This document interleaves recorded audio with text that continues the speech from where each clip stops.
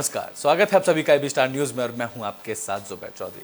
वक्त तो चला है हमारी देवभूमि का, जहां बात करेंगे धामी सरकार के दूसरे काल के 1 साल पूरा होने की, जहां हरिद्वार में कैबिनेट मंत्री रेखा आर्या ने सरकार की उपलब्धियां गिनाई हैं।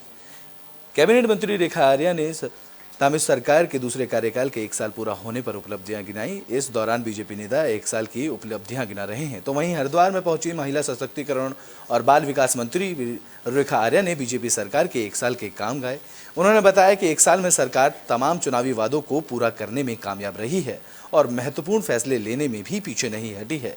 तो वहीं जबरन धर्मांतरण रोकने के लिए और नकल रोकने के लिए सरकार ने कानून बनाए हैं। उन्होंने आगे कहा कि साल 2025 तक उत्तराखंड को देश का सर्वश्रेष्ठ राज्य बनाने की दिशा में सरकार काम कर रही है।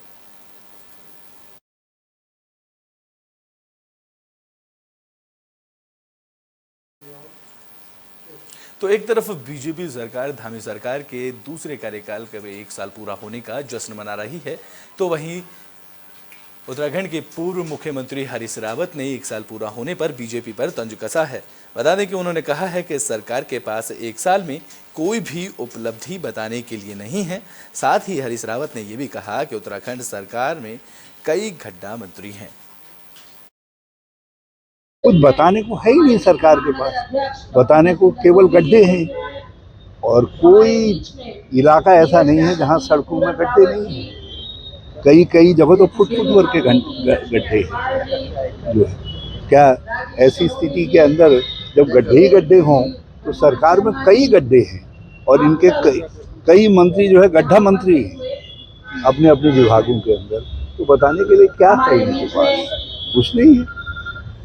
मुख्यमंत्री नए नए हैं, अब अभी हम बहुत पोस्टमार्टम नहीं करना चाहते। हम चाहते हैं एक आध साथ कुछ शायद अच्छा करें है? लेकिन सत्यता यह है कि सरकार तो निरंतर चलने वाली प्रक्रिया है और पिछले 6 साल इनकी सरकार को पूरे हो गए हैं। तो इसमें केवल इस राज्य को गड्ढे मिले हैं, बेरोजगारी मिली है, महंगाई मिली है, महिला उत्पीड़न मिला है, नौजवानों का उत्पीड़न मिला है और क्या मिला है? दलितों का पिछड़ों का, किसानों का उत्पीड़न। किसान कितना निराश है, आप जरा सा किसान से पूछ के देखिए, अपने गन्ने को देख रहा है, प्रणाम कर रहा है और परेशान है। तो बुलेटिन में बात पौड़ी की कर लेते हैं, जहां पौड़ी पहुंचे प्रभारी मंत्री चंदन राम दास का बीजेपी कार्यकर्ताओं ने जोरदार स्वागत किया है। उत्तराखंड में बीजेपी धामी सरकार के दूसरे कार्यकाल का 1 साल पूरा होने पर जश्न मना रही है। इस मौके पर पौड़ी जिले के प्रभारी मंत्री चंदन राम दास पौड़ी पहुंचे। उन्होंने रामलीला मैदान में 1 साल नई मिसाल के तहत आयोजित कार्यक्रम में शिरकत की। इस मौके पर बीजेपी नेताओं ने उनका जोरदार स्वागत किया। प्रभारी मंत्री ने सर्किट हाउस में विभागीय अधिकारियों के साथ समीक्षा बैठक कर विकास कार्यों का जायजा लिया और अधिकारियों को समय पर काम करने के निर्देश दिए।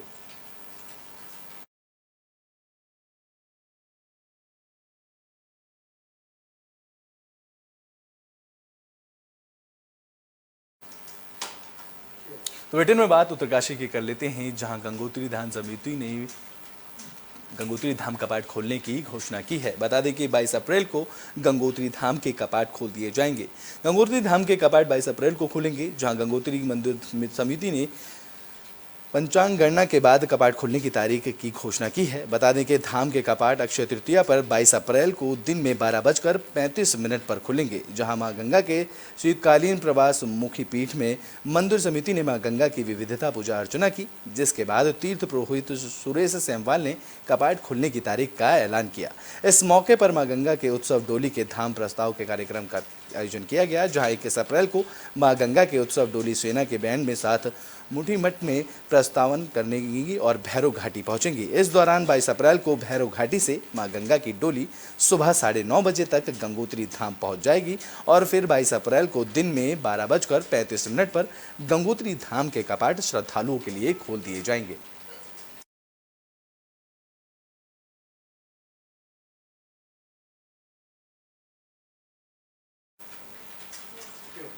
ब्रिटेन में बात पौड़ी की कर लेते हैं, जहां पीडब्ल्यूडी के अधिशासी अभियंता ने बदतमीजी की है। बता दें कि पौड़ी में छात्र संघ प्रतिनिधि के साथ बदतमीजी का मामला सामने आया है। आरोप था कि जब छात्र संघ प्रतिनिधि पीडब्ल्यूडी ऑफिस पहुंचे तो अधिशासी अभियंता ने उनके साथ अभद्रता की। मामले को लेकर पौड़ी के विधायक राजकुमार पौड़ी ने नाराजगी जताई है। उन्होंने कहा है कि छात्र संघ पदाधिकारी किसी भी पार्टी से संबंध क्यों नहीं रखता हो, ऑफिस में आने वाले हर व्यक्ति के साथ जनसेवक की तरह व्यवहार किया जाना चाहिए। राजकुमार पौड़ी ने कहा कि वे मामले को लेकर डीएम से बात करेंगे और जांच के बाद अगर अधिकारी दोषी पाए जाते हैं तो उन पर कार्रवाई होनी चाहिए। छात्र संघ उपाध्यक्ष हम जैसे कि हमारी पूरी टीम उस दिन एक्शन साहब को निमंत्रण देने के लिए गई थी छात्र संघ उद्घाटन समारोह का, और इन्होंने मतलब हमारे साथ मतलब वहीं से बदतमीजी करी और हमें बाहर वहीं से भगाया और उल्टे शब्दों का प्रयोग किया, जिससे कि हम काफ़ी आक्रोशित हैं और हम चाहते हैं कि इन पर सख्त से सख्त कार्रवाई हो, ताकि क्योंकि जिस प्रकार हम लोग ऐसे पदाधिकारियों के साथ ये ऐसा व्यवहार कर रहे हैं तो जो आम जनता या फिर आम आदमी जो भी इनके यहाँ जाता होगा तो उसके साथ ये कैसा व्यवहार करते हैं आप खुद ही सोच सकते हैं। इन्होंने तो पहले तो हमें प्रशासन की धमकी दी कि मैं प्रशासन को बुलाऊंगा कि तुम ऐसे बदतमीजी कर रहे हो मेरे साथ, जबकि हमने कुछ इनके साथ बदतमीजी नहीं करी। हमने अपना प्यार मोहब्बत से गए थे इनके साथ बातचीत करने के लिए। में ऐसा है, छात्र संघ के जो अंकित नौटियाल जी है यहाँ पर वो आए थे, उनके पीछे 4-5 और लड़के थे। तो छात्र संघ अध्यक्ष का ये कहना था कि साहब आपसे कुछ बात करनी है। तो मैंने सर्वप्रथम तो क्योंकि हमारा ये मार्च चल रहा है तो मैंने कहा वित्तीय वर्ष की समाप्ति पर मैं अभी आप कुछ दिनों के बाद मुझे टाइम दे दें, लेकिन उनके द्वारा ये कहा गया नहीं 5-10 मिनट बात करनी है। तो मैंने ये कहा कि आप जो साथ में जो लड़के हैं उनको पीछे रखिए और आप मेरे से बात कर लीजिए। तो इतने में जो है उन्होंने ये कहा कि भाई ये लड़के यहाँ पर क्या करेंगे, ये छात्र संघ के ये है। तो इस बीच क्या हुआ कि पीछे से जो लड़के थे वो हल्ला गुल्ला करने लग गए। हल्ला गुल्ला करके जो है वो पहले तो वो कहने लगे कि यहाँ जो है तमाशा कर रखा है इन्होंने, ये कर रखा है फलाना, हमसे बात नहीं कर रहा है। जबकि मैंने बोला उनको कि मैं 5-7 मिनट आपको देने के लिए तैयार हूँ। संबंध में मुझे कोई जानकारी नहीं थी, लेकिन आपके माध्यम से मुझे पता लगा, और यदि अधिकारी ने इस तरह के अशब्दों का प्रयोग किया है आम जनता के लिए, पौड़ी के लोगों के लिए, तो ये वास्तव में एक बड़ी गलत बात है और अधिकारी को इस तरह के शब्दों का प्रयोग नहीं करना चाहिए। इस संबंध में मैं जिलाधिकारी से बात करूंगा कि अगर ये ऐसा प्रकरण आया है तो इसका ये जांच का विषय है और इसमें त्वरित अधिकारी के खिलाफ कार्रवाई होनी चाहिए। शोभा देता ठीक है, छात्र किसी भी पार्टी का हो, किसी भी दल का हो। तो ब्रिटेन में बात बाजपुर की कर लेते हैं, जहां G20 समिट को लेकर बैठक आयोजित की गई। इस दौरान कुमाऊं आईजी ने स्थानीय लोगों के साथ बैठक की। बाजपुर के निजी होटल में कुमाऊं के आईजी नीलेश आनंद भरने ने G20 को लेकर स्थानीय लोगों के साथ बैठक की, जहां आईजी ने लोगों से पुलिस प्रशासन का सहयोग करने की अपील की। बता दें कि रामनगर में G20 सम्मेलन को लेकर Udham Singh Nagar police alert mode पर नजर आ रही है। आईजी ने कहा कि सम्मेलन में विदेशी मेहमान आ रहे हैं, यह उत्तराखंड के लोगों के लिए सौभाग्य की बात है, जहाँ विदेशी मेहमानों को हल्द्वानी रोड से भी लेकर जाया जा सकता है, लेकिन विदेशी मेहमानों के लिए किसान और खेती दिखाने का फैसला लिया गया है। इस दौरान आईजी ने कहा कि आज भारत सुपर पावर बनने की ओर अग्रसर है, लिहाजा सभी लोगों को मिलकर प्रशासन का सहयोग करना चाहिए।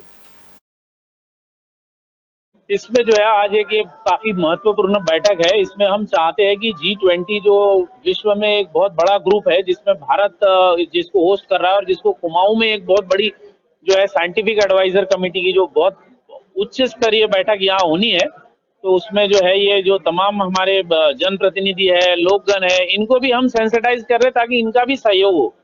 ऐसा नहीं है कि एक बैठक हम ले जो केवल बैठक तक सीमित रहे, तो लोग भी इसमें लोक सहभागिता हो, लोग भी अपने जो है अपने घरों की और अपने दुकानों की साफ सफाई रखे, स्वच्छता रखे, अतिक्रमण न करे, पार्किंग सही रहे, गाड़ियां सही रहे और अन्य भी चीजें, कोई छोटा मोटा अपने दुकानों के आगे कुछ पेंटिंग करे या रंगोली वगैरह। तो एक हम लोग होस्ट कर रहे हैं, मेहमान हमारे यहाँ बड़े बड़े जो है विश्व के टॉप नेशंस के लोग यहाँ जनप्रतिनिधि आ रहे हैं। तो हमारा जो है एक लोगों को बताया गया है कि G20 क्या है और हमको हमारी जिम्मेदारी क्या है इसमें। तो हरिद्वार में पेयजल समस्या को लेकर प्रदर्शन किया गया। यहाँ लोगों ने खाली बर्तन लेकर प्रदर्शन किया। गर्मियों का सीजन शुरू होते ही पानी की परेशानी बढ़ जाती है। हरिद्वार में लोग पेयजल की परेशानी को लेकर प्रदर्शन करने को मजबूर हैं। जहां नवोदय नगर में लोगों ने पेयजल समस्या दूर करने के लिए प्रशासन से गुहार लगाई है। लोगों ने खाली बर्तनों के साथ मेन रोड पर जुलूस निकालकर विरोध प्रदर्शन किया। इस दौरान लोगों ने नगरपालिका अध्यक्ष राजीव शर्मा, बीजेपी विधायक आदेश चौहान और हरिद्वार सांसद रमेश पोखरियाल के खिलाफ जमकर नारेबाजी की। इस दौरान लोगों का कहना है कि नगरपालिका चेयरमैन के कार्यकाल में 5 साल पूरे होने हैं, लेकिन उन्होंने जनता से केवल झूठे वादे किए हैं और समस्या का जल्द समाधान ना होने पर लोगों ने बड़े आंदोलन करने की चेतावनी दी है।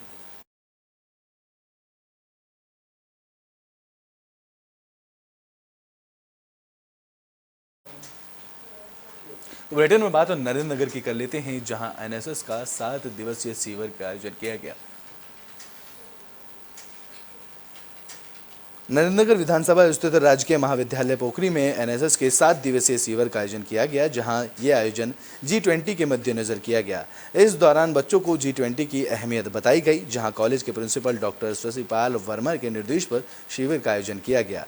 इसमें निबंध, पोस्टर, पर्यावरण, जलवायु, संस्कृति जैसे विषयों पर प्रतियोगिता का आयोजन किया गया, जहां विजेताओं को शिविर के समापन पर 25 मार्च को पुरस्कार देकर भी सम्मानित किया जाएगा। वहीं शिविर के दौरान स्कूली बच्चों को मंदिर परिसरों में पैदल रास्तों पर सफाई करने और स्वच्छता अभियान चलाने के संदेश देते भी लोग नजर आए।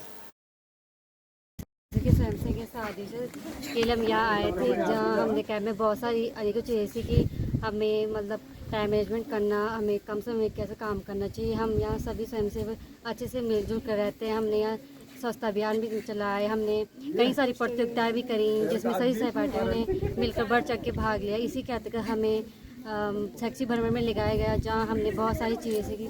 के 7 दिवसीय शिविर के अंतर्गत हमें बहुत सारी जानकारियाँ दी गई। हमें G20 पर पोस्टर बनाए, हमें G20 की जानकारी दी गई। हम अपने आप को कैसे स्वस्थ रखें, ये जानकारियाँ दी गई। हम सभी स्वयंसेवियों ने स्वच्छता अभियान चलाया, मंदिर परिसर साफ किया, हमें शैक्षिक भ्रमण पर ले जाया गया।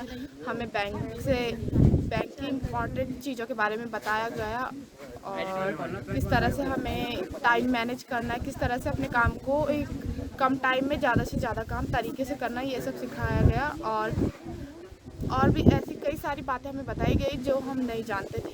जैसा कि हम सभी जानते हैं कि इस वर्ष भारत G20 देशों की अगुवाई कर रहा है और ये हमारे लिए बड़े गर्व का विषय है कि हमारा टिहरी डिस्ट्रिक्ट के नरेंद्र नगर के 2 गांव इस G20 की मीटिंग के लिए सुनिश्चित किए गए हैं।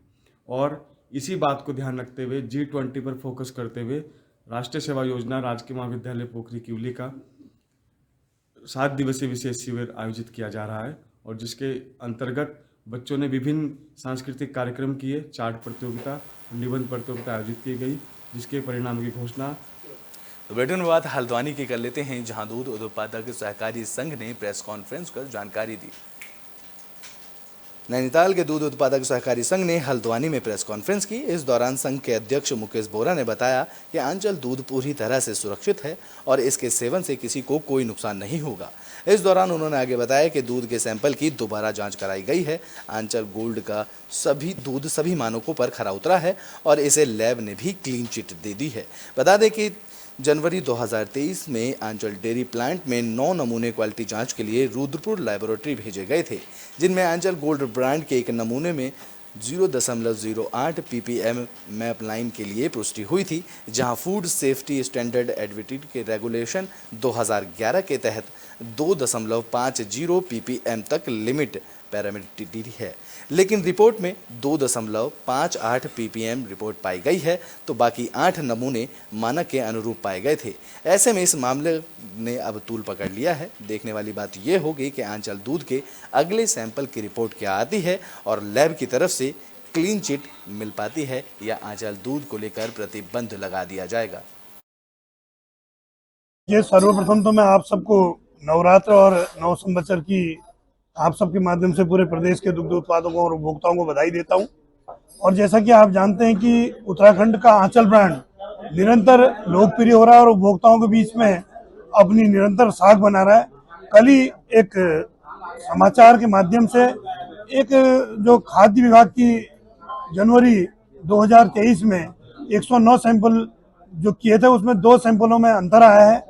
उसमें एक तो है देहरादून दुग्ध संघ जो आंचल है उसके सैंपल में मेलामाइन पॉजिटिव आया है, उस जो मेलामाइन 2.50 ppm होना चाहिए था, वो 2.58 ppm आया है, यानी कि 0.08 ppm अधिक उसमें पाया गया है। तो निश्चित रूप से मैं ये कह सकता हूँ कि जहाँ पूरे सैंपलों में फिनिश जिन चीज़ों से आंचल गोल्ड दूध बना है, चाहे फैट मिला है और पाउडर मिला है, उसी को उस लैब ने क्लीन चिट दी है। एक कल एक चैनल में न्यूज आ रही थी कि मेलामाइन जो है उसमें स्लाइटली कुछ ऊपर है देहरादून दुग्ध संघ में जो हम दूध बनाते हैं। एक्चुअली जनवरी 2023 में वहाँ से देहरादून दुग्ध संघ से 9 सैंपल लिए गए थे, जिसमें रॉ मिल्क भी था, क्रीम भी था, पाउडर भी था, छाछ और अन्य प्रोडक्ट थे। 9 में से 8 जो हमारे प्रोडक्ट थे उनके रिपोर्ट बिल्कुल ओके आई है। और यही नहीं, आश्चर्यजनक ये है कि उसमें जो रॉ मिल्क था, जो एसएमपी था, उसमें मेलामाइन की मात्रा 0 दिखाई गई है।